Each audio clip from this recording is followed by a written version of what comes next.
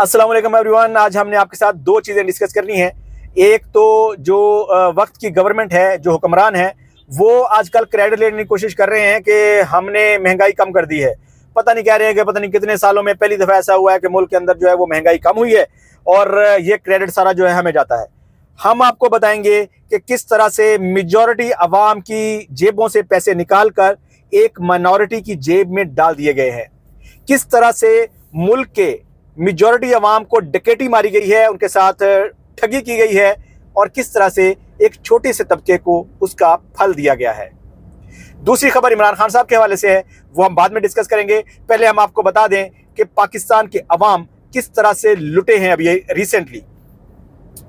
आपको पता होगा कि पाकिस्तान के अंदर जो 60% लोग हैं वो ज़राअत से मुंसलिक करते हैं। अब जितने भी ज़राअत से मुंसलिक लोग हैं वो मेरी इस बात को बहुत अच्छे से समझ पाएंगे और वो इससे एग्री भी करेंगे। आप सोचिए कि जितने भी किसान हैं जिन्होंने फसल तैयार की, उन्होंने महंगे दामों पेट्रोल लिया, महंगे दामों डीजल लिया, महंगे दामों ठेके दिए, महंगे दामों लेबर पे की, महंगे दामों खादें ली और महंगे दामों बीज लिए। और जब उसने वो फसल तैयार की तो एक मैं आपके सामने मिसाल रखता हूँ कि उसको जो गंदम है उसको फी मन 5,000 रुपये कॉस्ट किया उसको। मतलब एक मन गंदम तैयार करने में उसका 5,000 रुपये खर्च हो गया और हमारे जालिम हुक्मरान ने उसको मजबूर कर दिया कि वो मार्केट में वही फसल 2,200 रुपये, 2,300 रुपये और 2,500 रुपये फरोख्त करे। यूं उसकी जेब से 2,500 रुपया फी मन निकाल लिया गया और एक छोटे से तबके को छोटा सा रिलीफ देकर बहुत बड़ी डकैती मार ली गई। आप सोचिए कि 2,500 रुपये फी मन के हिसाब से ये तकरीबन को 300-400 अरब रुपए की इन्होंने गेम अभी की है। इससे पहले जो एक आपको पता है कि वो एक हम कहते हैं कि प्राइम टाउट थे, वो एक बड़े सूबे के ऊपर वो हुक्मरान थे, उनके दौर में भी अवाम के पैसे के ऊपर इतने ही बड़ी डकैती मारी गई थी। उस वक़्त भी अरबों रुपए का जो है वो एक समझ लो हाथ फेर के वो ले गए।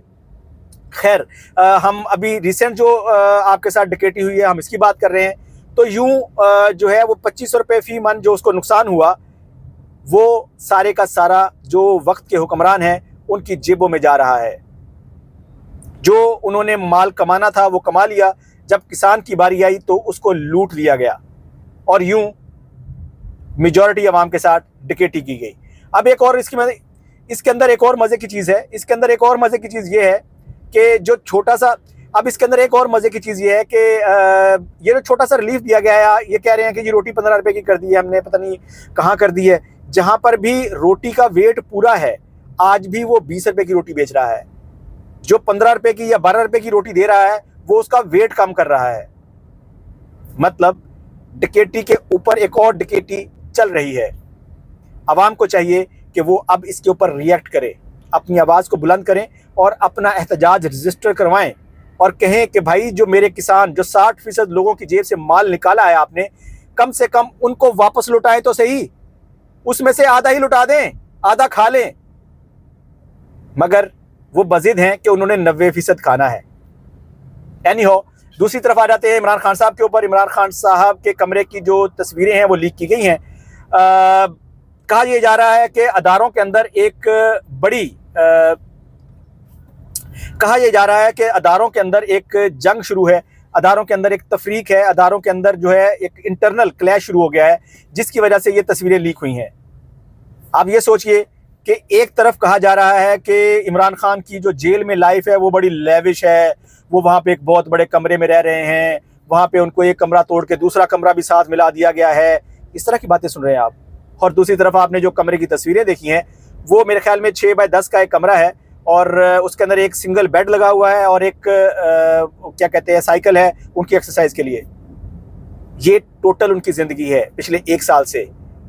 और याद रखिएगा ये वो शख्स है जिसमें दुनिया के सबसे बड़े बड़े बादशाह उससे मिलने के लिए, ऑटोग्राफ लेने के लिए तरसते हैं। ये वो शख्स है। पाकिस्तान की मट्टी की ये वो प्रोडक्ट है जिसके सामने बड़े बड़े हुक्मरान आंखें नीची करके खड़े होते थे। आज उनका ये लीडर एक 6 बाय 10 के कमरे में जिंदगी बसर कर रहा है। मगर पॉजिटिव चीज़ ये है कि वहाँ पे किताबों की शेल्फ भी है। मतलब इस कौम का जो लीडर है वो ऐसा हीरा है कि वो कैद में बैठकर भी किताबें पढ़ रहा है। मतलब कुछ पॉजिटिव हो रहा है। आपको याद है कि हमारे जो इस वक्त के वज़ीर आज़म है, रिपोर्टिंग के मुताबिक जब ये जेल में थे और इनकी जेल में तलाशी ली गई थी तो इनके पास से क्या बरामद हुआ था? इनके पास से जिनसी अद्वियात बरामद हुई थी। आप सोचिए कि आप किस तरह के लोगों के अंडर अपनी जिंदगियां बसर कर रहे हैं, किस तरह के लोग हैं जो आपके हुक्मरान थे, किस तरह के लोग हैं जो अभी भी हुक्मरान हैं, और वो क्या शख्स था जो शहजादों से ज़्यादा अहमियत और शहजादों से ज़्यादा अच्छी ज़िंदगी बसर कर रहा था, वो आपके लिए एक 6x10 के कमरे में ज़िंदगी बसर कर रहा है। अदारों के अंदर ये तफरीक हमें अब वाज़ेह होती नज़र आ रही है। और एक और अदारा जो दुनिया की घटिया तरीन अदालतें हैं, मतलब कोई 140 में से 130वां नंबर है शायद, या 132वां नंबर है, जो भी है, मतलब वो घटिया तरीन लेवल पे हैं। उनके जजेस भी आपस में लड़ रहे हैं। वो लाइव दिखती है ना, तो पता चलता है कि एक जज दूसरे को टॉन्ट मार रहा है, दूसरे से इख्तलाफ कर रहा है, तो हमें नज़र आ रहा है कि वहाँ पर भी एक इख्तलाफ है। और तीसरी खबर, हमारी जो घटिया तरीन अदालत के आला तरीन मनसब पर फायज जज हैं, उन्होंने दुनिया की सबसे जो अच्छी अदालतें हैं उनको ख़त लिखा है। उन्हें कहा है कि जी ये जो आपके जो यहाँ पे एम्बेसडर हैं या सफारतकार हैं पाकिस्तान के अंदर, इसने कहा है कि जो हमने बल्ले का निशान लेकर गलत किया था वो हमने ठीक किया था। ये देखिए जी, जस्टिफाई कर रहे हैं हम, ये उसको जस्टिफाई कर रहे थे, याद रखिएगा। और सामने से उन्होंने इनकी इतनी औकात भी नहीं समझी कि इनको यही कह दें